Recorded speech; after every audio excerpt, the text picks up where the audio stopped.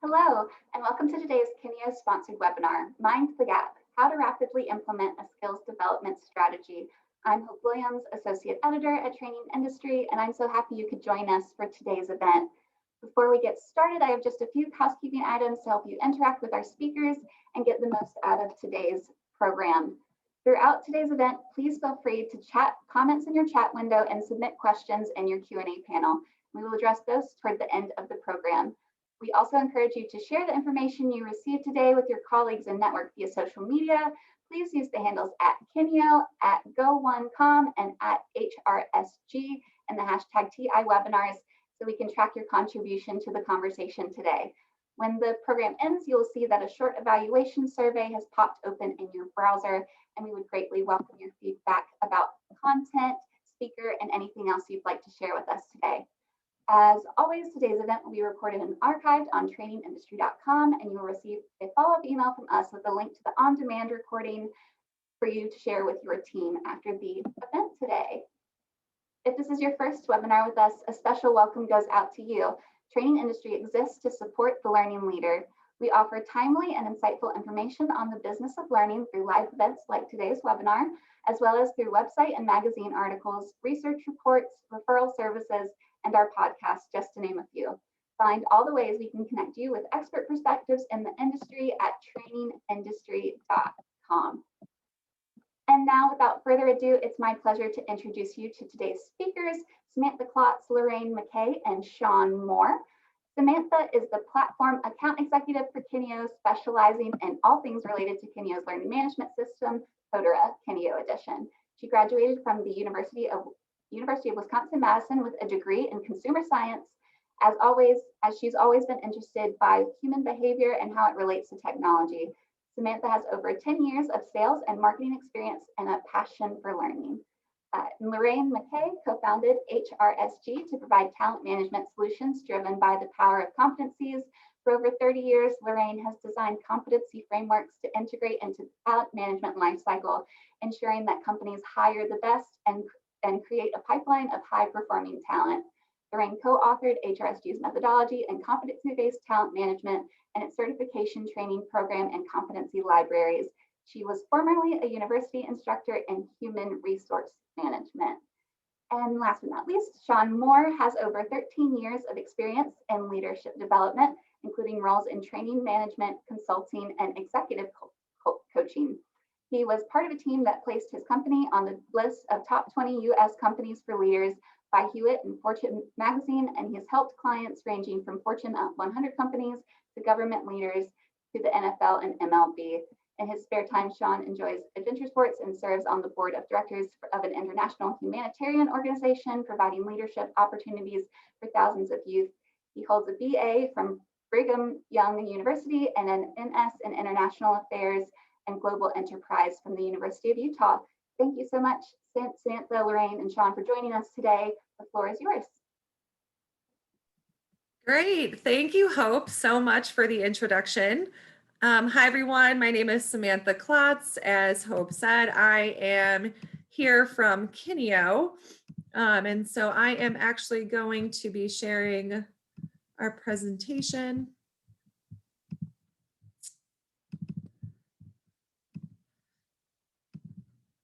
Great. So as Hope said, we have people here from Kineo, HRSG, and Go1. So we're going to be taking you through how to mind the gap today. So what does that even mean? Well, and why are we here? We are here to help organizations discover how they can quickly put together a skills development program to increase employee engagement and help organizations to close their capability gaps. Now, unfortunately for many organizations, putting together development plans addressing skills, competencies, and capabilities is just too steep of a hill to climb. Now, what do I mean by that? Well, according to a McKinsey survey, 87% of companies agree. They say they're facing a current skills gap with their employees. According to a Gartner survey, only 20% of employees have the skills needed for both their current role and their future career, with also 64% of managers from that same survey saying that they don't think their employees are able to keep pace with future skills needs. So this is a big problem, right? We'd like to start off by gauging how you all currently feel about the skills gaps and the competencies within your own organization. So Hope, I believe we have a poll. So how do you feel your company is providing you with the right tools for your current position or future aspirations? This is completely anonymous. We just wanted to gauge to see how people are feeling right here and right now. So we can take a second to answer, and then we will be able to see the results. Awesome, leaving this poll open for just a few more seconds. Everybody could answer. See, 5, 4, 3, 2, 1. Awesome. Samantha, here are those results. Great. So we're about evenly split, a couple of unsures. So that leaves a lot of room for growth, right? We're seeing this across the board. This is a very common issue that we were finding at Kineo from our current clients. So we thought that we would reach out to our friends at HRSG and at Go1 to show you how we can create a very seamless skills development program with you that can really address this current need with you. So what will you learn today? Well, we're hoping that we'll be answering for you today how to rapidly define skills, competencies, and capabilities for roles, how to assess skills and leverage a blend of training resources to give employees the tools they need to develop skills, and then how to put it all together into an interactive development pathway that can provide insight and transparency to both learners and the company. By doing that, what I'm going to do to illustrate the purpose of this webinar is we're going to meet 2 different employees at 2 different companies. First, we have Tom. Tom is low energy, he's low engagement, he's not hitting his goals. He doesn't even know if he wants to stay in his current role. He thinks he might want to move into sales, but he doesn't even know how he would do that. Then we have Tina. Tina is high engagement. She is killing it at her job. She was recently promoted. She's a lead sales performer. And she also has a senior sales role, and she actually just started a leadership training course. Well, what's the difference between these 2 employees? Well, Tina's company has invested in the last 2 years into her growth by developing a skills training program for her using the tools that we're going to show you today. So Tina's pathway to success. First, I'm going to talk about her competency profile and how she got to where she is. And then later we will be demoing through the actual product, but so that we can see for comparison. So Tina's competency profile, you'll notice a couple of key things right away. Up in the top left corner, you can see that she has competencies that were directly assigned to her. And she actually can see the progress that she's made with each of the categories between directly assigned, and then she also has self-assigned. So those would be competencies or skills that she's interested in to herself. The directly assigned could be assigned by a manager or a supervisor. And then she also has things that she's interested in so that she can stay on her career path, but also explore other things. What you'll see next to that is we have a spider graph for each of the directly assigned versus the self-assigned. So this gives her a good visual representation of actually where she is within each one of these skills that she's trying to acquire. The orange, if you look on the screen, orange, yellow, depending what color your computer screen is projecting there, an orangish yellow, is the where she would be considered competent. So she would have to fill out that blue all the way to the sides in order to reach competency in each one. So if you look at the individual lines that are coming out of the spider graph, we can see design, process mapping, so on and so forth. So she has a nice, accurate representation of where she started and where she's trying to go. Tina also has an amazing record of learning. You can see this goes back to 2016. She knows exactly the courses that she's taken. She can see the progress that she's had on them. So she can see where she's been, where she wants to go.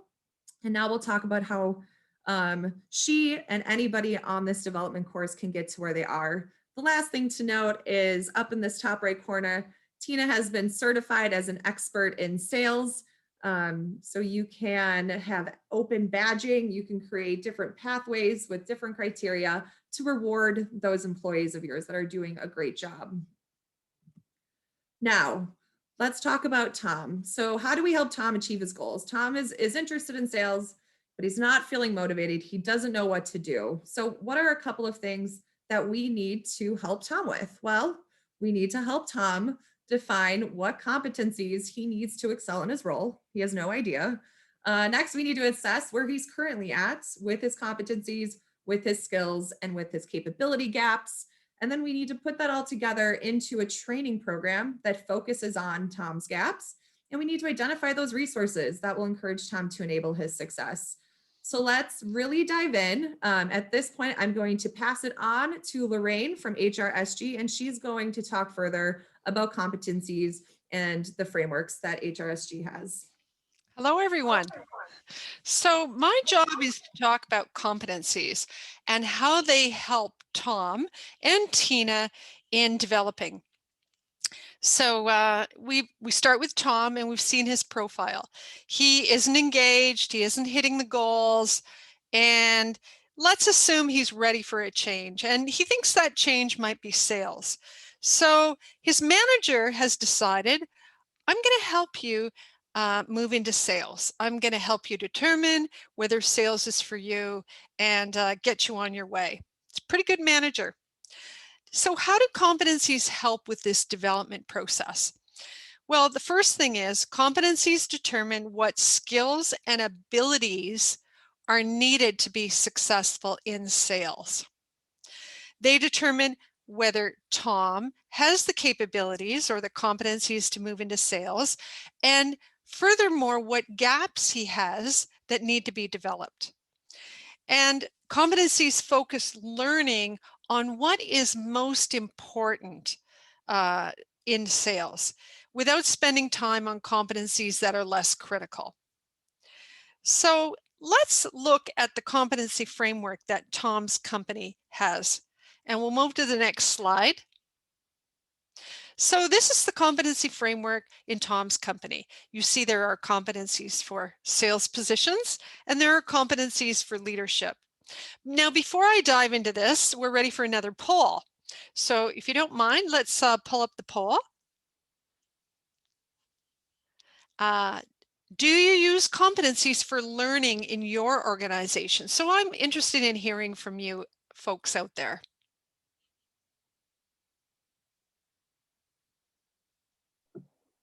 Awesome. Thanks, Lauren. Everybody take a quick moment to respond to this poll. We'll leave it open for a few more seconds.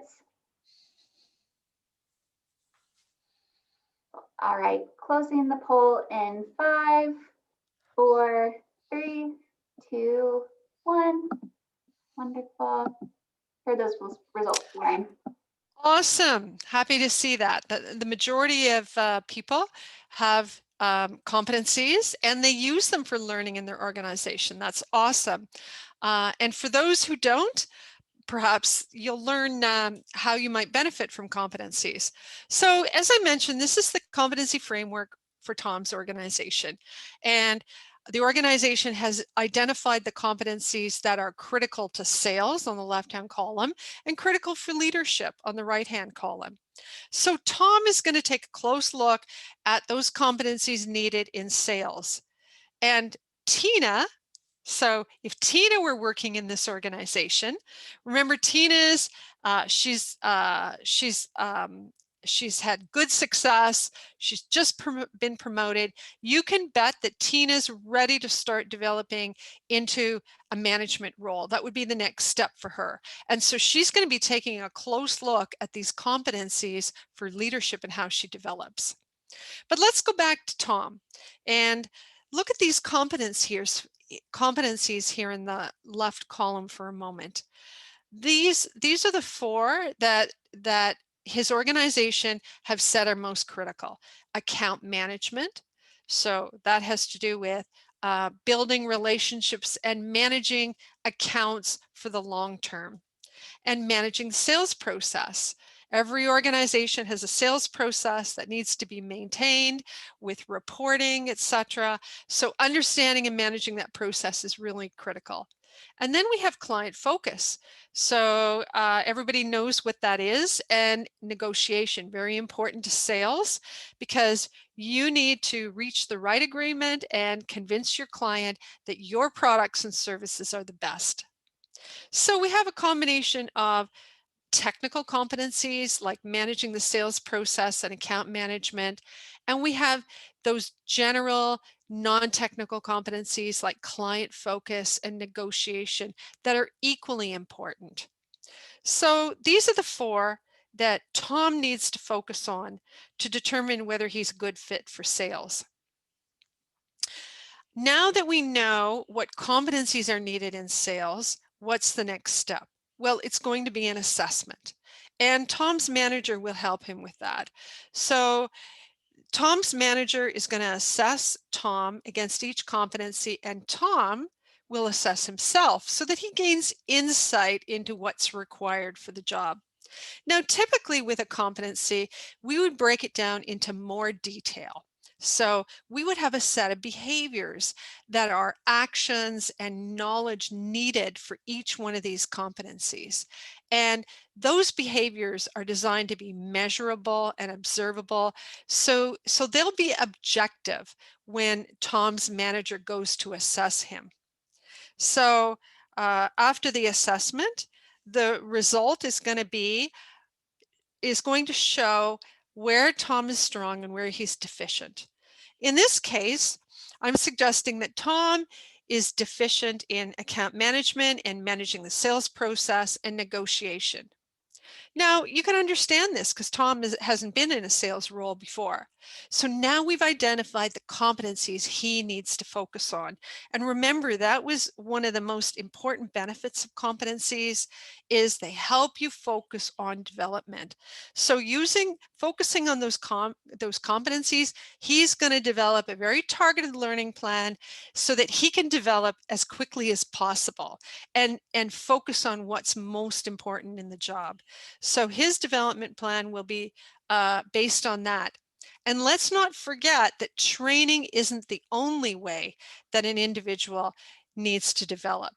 On-the-job learning is really important, and coaching, things like doing assignments, shadowing people are really important on a learning plan as well.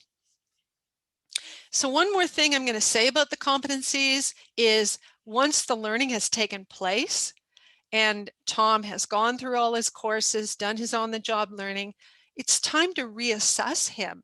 So his manager can go back and reassess Tom to determine, okay, have you improved in those competencies and are you ready for the sales role? So you can see that competencies are used in many different important ways. And I'm going to pass it over to Sean now because Sean's going to show you exactly what that learning plan looks like. Over to you. Wonderful. Thanks, Lorraine. I appreciate it. That was fantastic. I am a huge fan of being able to map to competencies. It helps an organization understand what's important to them and making sure that you're finding people that have the right skills to be able to meet the needs that you have in your organization. To be able to do that, you want to be able to access the best library of content possible. And that's what Go1 is here to do, is be able to help you find the content that you need. So it's literally the world's largest digital library of e-learning content. We're backed by Microsoft. It's you can kind of think of us as the e-learning, or sorry, as the Spotify of e-learning. So any kind of training you can think of, you'll be able to find. So no matter what your competencies are, as Lorraine has outlined, you'll be able to find content to map to those competencies. And I just want to show you what that looks like and how you might do that. So we're talking about Tom. We're talking about how we can help him understand sales a little bit better, develop himself in his role there, and transition into that role as a salesperson. So for that, when you go to Go1, you'll land here. This is your landing page. Once you log in here as an administrator to be able to find the right content for Tom, this is where you find yourself. You'll see that it'll allow you to pick up where you've left off, where you've been searching before, what content topics you've been discovering, as well as give you different playlists and recommendations based on your search criteria. as an administrator, I'm going to go here and just kind of show you what it looks like and how easy it is to quickly find the content that you need. So in terms of sales, and I'm actually going to go here because it's already pulled up for us. If I were to type in sales at a broad level, you can see that when this goes through, almost 6,000 results come up. There were almost 75,000 courses originally. That's a lot. It's kind of overwhelming. We don't want you to have to navigate through all of that.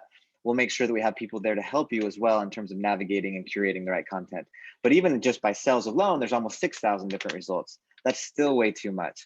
You can break it down even further and find the topics that you need. So for example, I know Lorraine was talking about negotiation as one of the most important things for Tom. So let's just go down the negotiation as one of the topics within sales.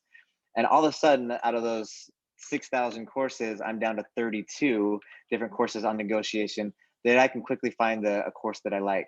I can actually filter even further. We know that micro-learning is really popular, especially in today's workforce. Folks don't have time anymore to take a half day or a full day off to be able to go do their training. So they want micro-learning format oftentimes. So that's 1, 5, 15-minute courses, something they can take in a bite-sized format, a really good nugget to be able to then take and apply to their job in the next minute, the next day, and be able to move on, something that they can take in the flow of work. So I just want courses that are less than 15 minutes. And one thing that Go1 does is we partner with the best content providers across the world. So whether that's Skillsoft or any other provider you can think of, you can filter down to the provider that you like and find which course that you would like to add. I'm going to just choose Skills Hub in this case. And then there are additional filters beyond that. You can find courses to make sure they're interactive, which ones are videos, which ones have documents included with them, and additional criteria and tags if as necessary if you desire. So that's just a quick way that you can whittle down from all those, the world's largest digital library to just the most important topics for me and what I care about. I want to point you to one other aspect of what Go1 does is we've done a lot to pre-curate content for you.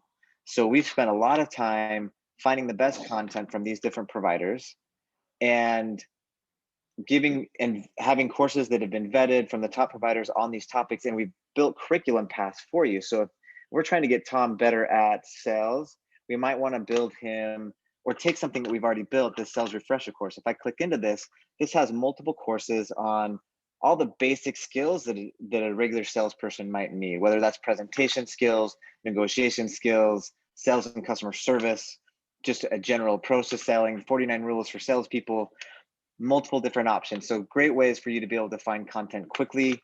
I definitely recommend going to a list that we've already pre-built for you.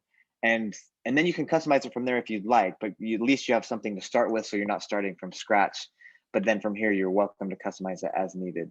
To be able to get that content into Kineo or into the LMS that you need, you can quickly download as a SCORM package. You'd be able to then pass that along and upload that as a SCORM file into Kineo and be able to access your content directly from your LMS. So those are the ways that you can find good content to map to the competencies that you've established, whatever those might be, whatever broad range of topics, whether it's, soft skills, power skills, what I call essential foundational skills, or very technical IT type skills.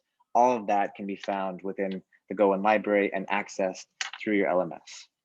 So with that, Samantha, I'm going to go ahead and pass it to you. But before I do, I did want to ask a question really quickly, just so that we can understand. Hope, if you don't mind throwing this poll question out there, what challenges you see the most when you're trying to find content for your folks? I'd love to kind of understand that a little bit better from you all.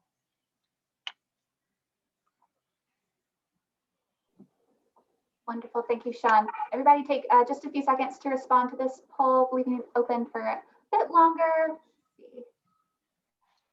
Closing the poll in 5, 4, 3, 2, 1. Wonderful. Here are those results, Sean. Okay, thanks. So it sounds, and I see this a lot. Thanks so much, Hope, for doing that. All of the above kind of wins out here. There's so many different challenges to finding content.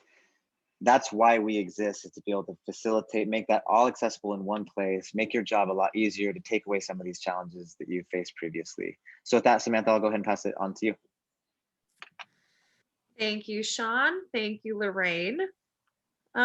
So now let's just take a moment. Let's review what we just went through. So we talked to Lorraine at HRSG about how do we find competencies? How do we build out that framework? What does that mean?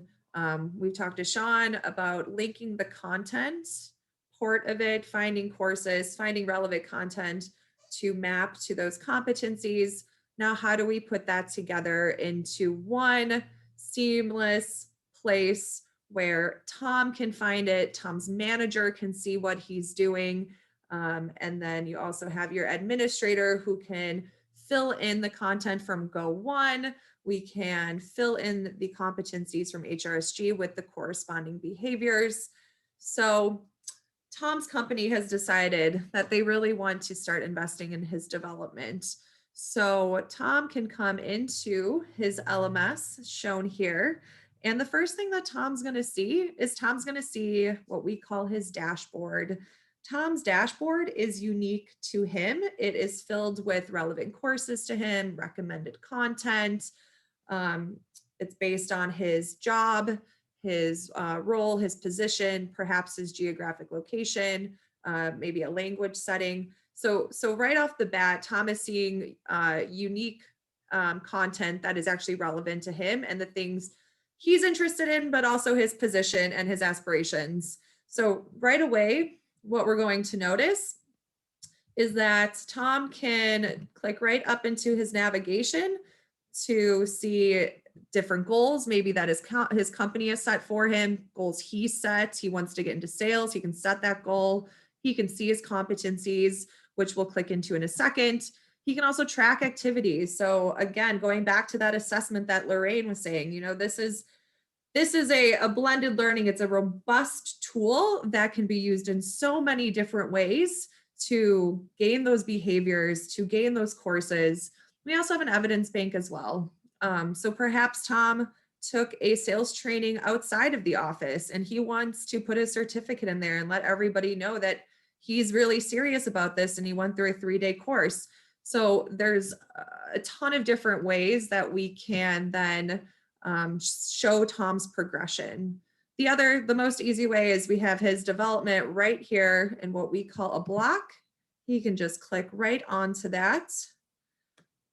And we can go right into his competency profile.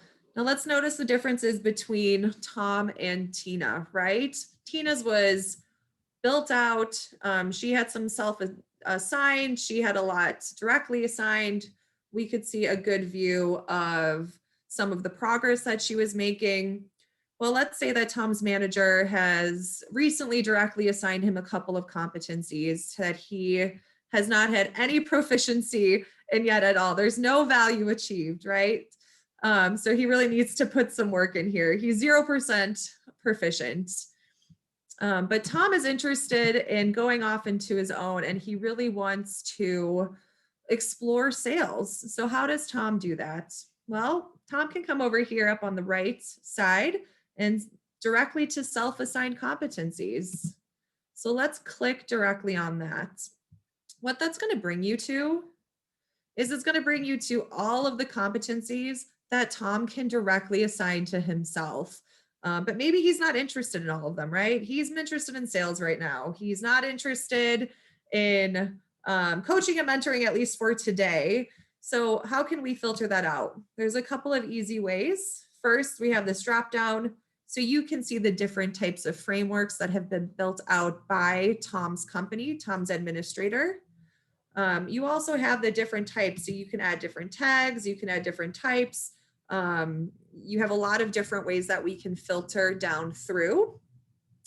One last thing to note about this. So in order to upload and put in the competencies that we've met with HRSG and they've determined the frameworks that would be beneficial to you, you can go in and you can manually upload them. You can also go in and we can bulk upload them through an Excel file. We have a tool called HR import, so it makes it really easy. You're not manually typing everything in. So we're trying to make this as efficient as possible. If Tom did want to explore some of the other competencies and skills here that are not assigned to him, we can look at a description of it. He can see the title of it. But as we know, Tom wants to be in sales, or he thinks he does. He has no idea, but maybe. So he can click on the sales filter here, and that would lead us to those 4 competencies that Lorraine shared with us earlier. So account management, managing the sales process, negotiation, and response to client needs. So Tom can click to add all of these competencies to himself. And now what do we see? So now we can see right away that he has all 4 of these self-assigned. You can add as many as you would like. Eventually this would turn into a bar graph instead of a spider graph, but you can continue to add or be assigned as many competencies as you would like to, obviously based on what your company and your administrator will allow you to be. You do have full control as management and as administrators. If you do want to control the types of competencies, or if you want to only be able to directly assign versus self-assign, that is something that's available in the system based on your organization's goals. So knowing this, Tom is really excited to see what managing the sales process looks like. So instead of seeing this beautiful graphical view, he just wants to see a list of what he's got going on here. So we can click over here on the right-hand side. That will turn it into a list view. And now what we can see here is we can see every single competency that is assigned to him that was either directly assigned or self-assigned. You can filter down through that. You can sort it in different ways, recently assigned. But to give you an overall view of how he can view and get a good sense of the different priorities that he has and the different skills that he's trying to accumulate. So we know that Tom is really interested, again, into managing the sales process. So he's going to click on to managing the sales process. And the first thing that he's going to see is he's going to see a description of what that means. And as we scroll down, we can start to see on his ways to achieve proficiency in this competency. So we have a criteria fulfillment. This could also be an assessment that Lorraine had spoken to previously about negotiation and through the different competencies. So that could be a self-assessment that he has to take. And it could also be an assessment by a manager that has to be filled out in order for him to reach further into his pathway. That could be a learning plan. That could be so many things. Again, just to go back to what I had touched on in the ways that we can really have Tom create a really good, robust development program. We can set goals, we can add activities, we can add assessments. There's no right and wrong answer as to how to do it. It's working together, and it's creating these paths to success that your organization needs to upskill your employees. So the first level here, so we can see this pathway. So we can see not competent, competent with supervision, and competent. This is this competency scale. You can build out really any competency scale that you want. It could be a 1, 2, 3, 4, 5. It could be an ABC. It could be a XYZ. It could be, you could add in what, again, the pathway that your organization wants to do it. But this is the one that we have for today to show you how we would move from not competent to competent. So the first level that we're going to see here that Tom needs to complete is this course called Successful Sales Habits. And he is 0 for 1 on completion. If he does complete it, he can be competent with supervision. As we move up, in order for him to hit that next goal and his ultimate goal of being competent in managing the sales process, he needs to complete this course, as you can see here, and these courses as well. So again, you can set the pathways to completion. That is really up to you and the criteria that you would like Tom to fulfill based on the different skills that he needs to succeed now and for his future career. So let's click into Successful Sales Habits. gives you an overview of what this course is going to look like. And then we can jump right into the course.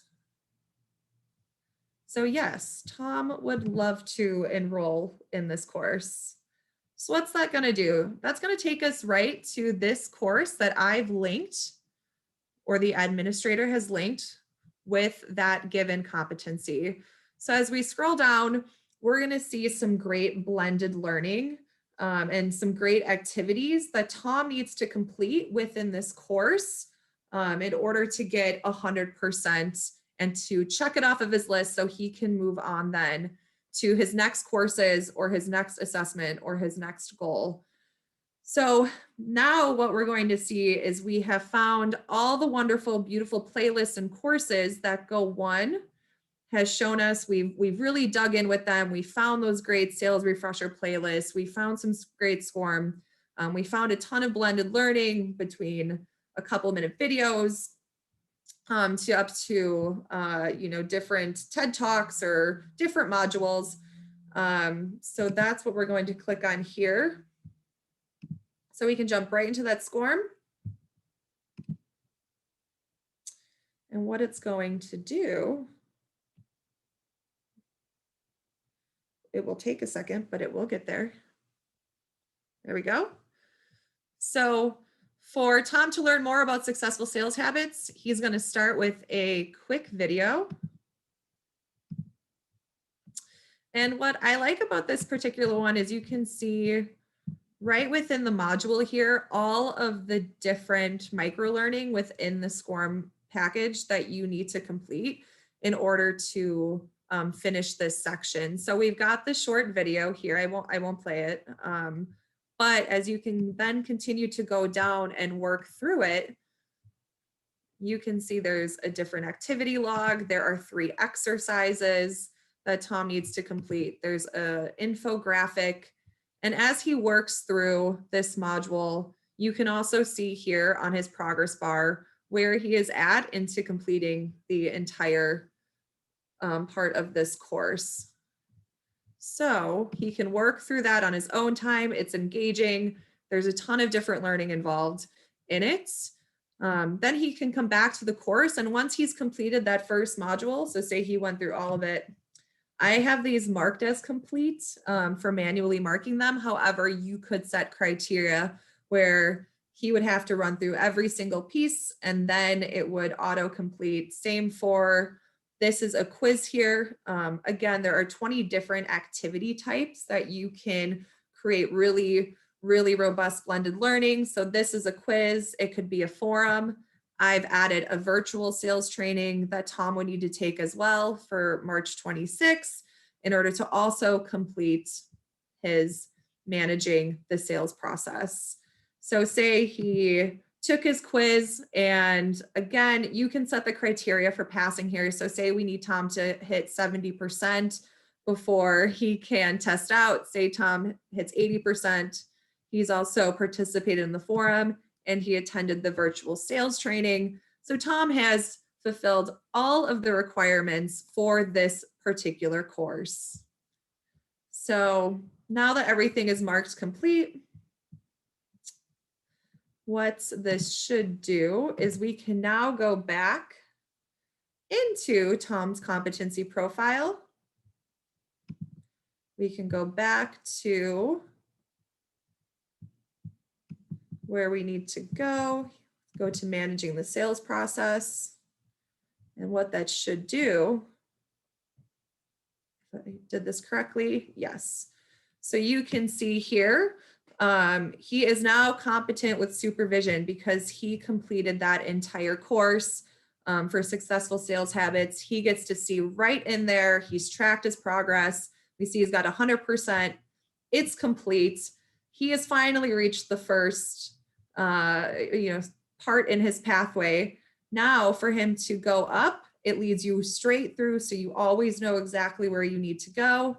He has completed this course. Now he also has to complete these 2 courses as well. And again, whatever other sort of goals or criteria or assessments or different learning plans that you've added to this pathway, that would lead him to his proficiency. So with that, what have we now led Tom to accomplish? So Tom has worked through all of these different competencies. He's starting to see real progress. He's engaged. He's loving every second of it. He's continuing to learn and to grow. His manager also can see all of the work that he's been doing. We can track it. We can, see it in his annual review. They can talk about it. There's just a really great central hub here now where Tom knows what he's done, where he needs to go, and he can talk to his superiors about that as well so that everyone's on the same page. We've aligned Tom's competencies with these goals. We've connected all of his competencies and his capabilities and his skills to engaging content with blended learning that Tom can do anywhere. And we found Tom a sustainable path to growth where he can feel supported. So with that, that is the end part of our demo today. And now what we can do is we can open it up for questions for Lorraine at HRSG, for myself at Kineo, and also for Sean at Go1. And we're happy to continue this conversation.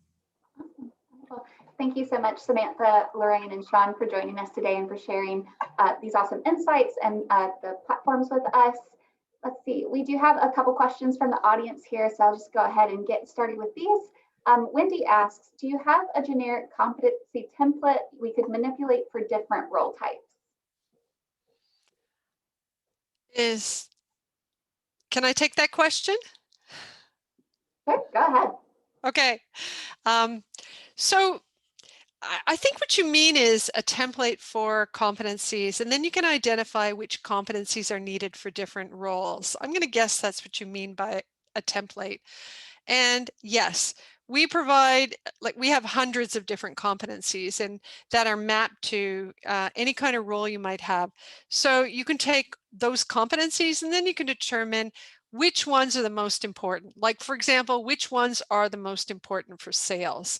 So yeah, we have the competency content, and then Samantha could address, a template within their software to accommodate that. I believe that's the case too.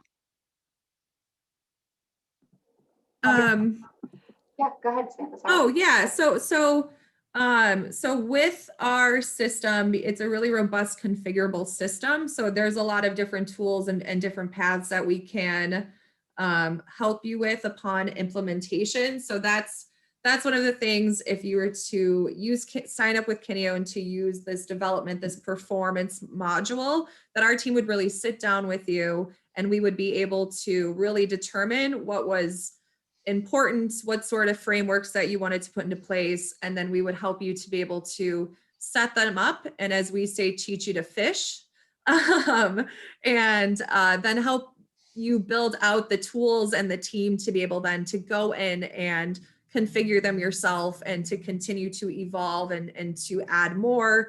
But that's definitely a conversation we'd love to have further on to see what you're currently doing and what that could look like for you in the future. Wonderful. Thank you, Samantha and Lorraine. We have another question here from Bia, who asks, can you explain the difference between competencies and capabilities and how those link to one another? So I considered those words synonymous. So competencies are capabilities. The way that we define competencies is a very all-inclusive way. So competencies are skills, abilities, personal suitabilities, traits, any of those things. So sometimes organizations prefer to use the term capabilities rather than competencies because they find competencies of a certain terminology associated with them. But yeah, no difference from our point of view. Awesome. Thank you. And see, we have another question here from Jesselyn. She's struggling with assessing soft skills. Their organization has an LMS and a content library, but completing a course isn't the same as being proficient in the skill. How do you objectively assess for soft skills? I'm gonna answer that question. Now, the important thing is that you have a competency that can be assessed. So you want the competency to be clear. You want it to have specific definitions where you can observe the person doing this. So you take a soft competency like teamwork, and teamwork might include respectful behavior towards colleagues. You want to be able to observe that. So you build into the competency the ability to observe and measure those soft skills. As you said, it can be easier on the technical side to measure that because you can observe whether somebody is demonstrating knowledge. But at the end of the day, you want to be able to measure all of your competencies. And while an individual may pass a course and be able to answer the quiz, it's still important for a manager to look at the competency overall, because as you said, there are those soft skills involved. Anyway, I hope I answered your question. There are different assessment methods as well, but that's another topic. Awesome, thank you, Lorraine. Let's see, we have a couple of other questions in the chat here. Christopher asks, our SMEs will create the trainings themselves, but we're trying to find the best way to create learning paths or development journeys. Do you have any recommendations on categorizing skills in a way that learners follow a set of relevant journeys?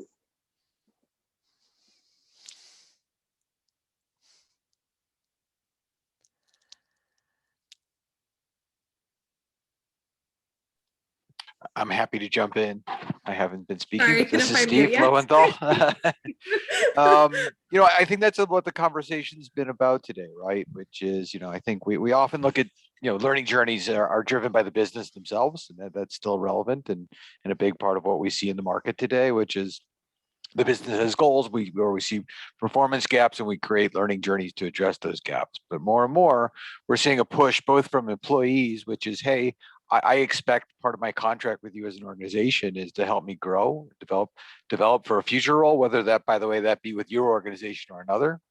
And we're seeing leaders saying, hey, we have a gap in our organization. We don't have people in the organization who could do the job they need to do today. So competencies are a way to organize learning to address both that leadership need and both that employee need that helps you sort of plot that path forward to get that. So the journeys are organized around those competencies, in fact. Yeah.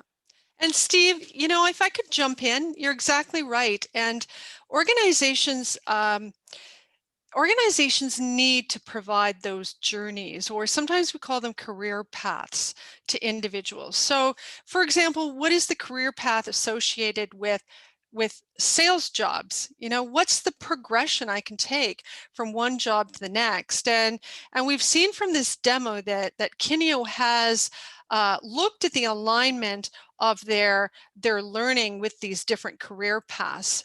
But the organization does need to provide that to employees so they can go along in these journeys and take advantage of those self-help tools. Thanks, Chris. Wonderful, thank you both.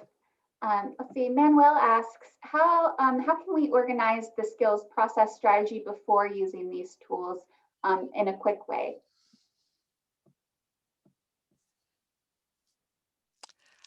I'm not sure what you mean by skills process strategy. Can you just elaborate a little bit on that? Yeah, well, let me jump in again, Lorraine, and thanks, Steve. While they type, I'll take a jump. I'll take a go. I think what they're saying is, boy, it's kind of overwhelming, right? There's technology from Kineo that helps organize both these competencies and then learning and assessment around those. There's HRSG, which provides a library of competencies to help me accelerate my progress towards defining what the needs of my employees are and the needs of the organization are. And then there's Go1, who can bring that content. That still, even though that may get me there quicker, is a big leap for me to get there. I mean, so if I'm running a small organization, I have limited resources, I always come back to the same answer: start simple. pick a high profile position in the organization that would have improving those skill sets would have high impact, or maybe they're high risk employees who potentially, they if you don't provide them the development paths they need, they may leave, and that would leave the organization in a difficult spot. So start where you can, start where it makes sense for the organization, and take the concepts you saw today and do it in the small as a proof of concept, and show that you can make an impact in terms of engagement, in terms of progression, in terms of productivity, and then maybe you can bite off a little bit more over time. I love that, Steve. I was just going to say, and then, I mentioned pathways. Go1's already spent a lot of time putting together content along some of these lines anyway, across several different kinds of competencies. And you might be able to find a curriculum path that you like already. Start there, then adjust as needed. But you have something to start with. Yeah. Kind of like what Steve was saying. And Manuel, it's also about the different types of development strategies. So there's learning, but there's coaching, there's, learning by doing, and you should also think through what kind of strategies do you want to recommend? And typically the best is a blend of all the strategies. That's right. That's right. Wonderful. Thank you all. We had a question from Laura in the chat. How do we know Tom is able to apply what he has learned in his courses? Yeah, I think Lorraine just hit on it, but I think assessment's critical in this, right? It's sort of the forgotten piece of learning in learning and development. And assessment, there's a lot of ways to do it. It can be self-assessment, it can be manager assessment, it can be observation on the job, it can be traditional pen and paper. Can you answer questions, take a series of story problems?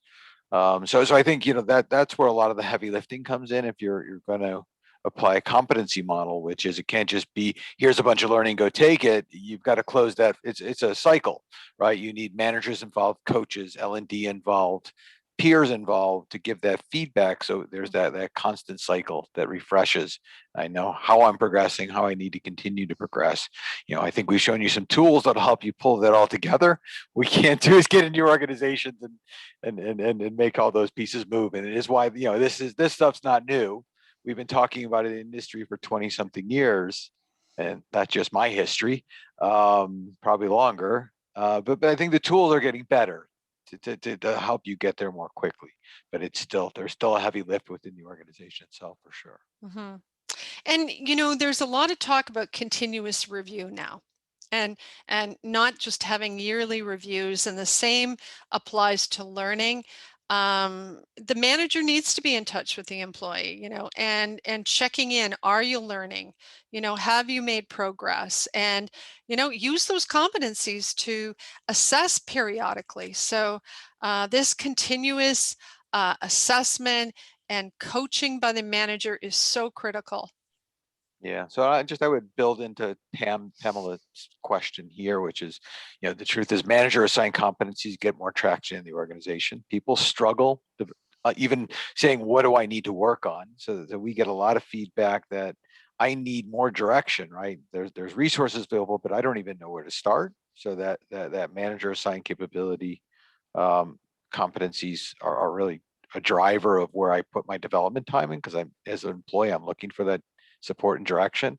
And as Lorraine says, this all feeds into the performance management / development process, which is those weekly one-to-ones that managers have. This should be the material that's addressed in there, the annual performance review, the quarterly check-ins. It's all part one and the same of the process. None of it can sit on its own. Thank you, Steve and Lorraine. Let's see. We have time for one more question here today. Andrea asks, how many competencies should an employee focus on in their learning plan? Well, what we recommend is only a few. I would just recommend 2 or 3. Invest your time in those, nail those down, then move on to the next. And I don't know if you have a different response from the Kineo point of view, but that's a best practice from learning. Less is more, absolutely. And today, as busy as people are today, I think focus is the key. Yeah, and that's why the micro learning is so good. You know, you can use that combination with a longer learning resource, and the individual can really tailor what suits their timeline. Absolutely. Thank you so much, everybody. Thank you again, Samantha, Lorraine, Sean, and Steve for joining us for the Q&A today and for sharing the Go1 and Kineo platforms with us and all your wonderful insights today. All right. Awesome. Thank you. Yeah. Thank you. Thank you. Wonderful. All right. In closing, everybody, I'd like to invite you all to join us for some upcoming training industry webinars. You can find out what's next, register for an event, or watch past webinars at www.trainingindustry.com. As a reminder, all of our webinars are pre-qualified for 1 credit hour by SHRM, HRCI, ISPI, and CPTM. What is CPTM? It is the Certified Professional in Training Management program that assists you in developing core competencies that will empower you to manage the future training needs of your organization. You can participate in a virtual practicum from anywhere in the world today. Find more information at trainingindustry.com/CPTM. And I hope you'll consider joining us tomorrow for our Training Industry Leader Talk. During this Leader Talk, learning leaders from leading learning companies will reveal how they leverage technology to support the learner experience, driving sustained behavior change and performance outcomes in their own organizations. Registration is free and open now. You can sign up at trainingindustry.com/webinar. One last reminder that an evaluation survey should have popped open in another tab in your browser, and we greatly welcome any feedback you have about today's event.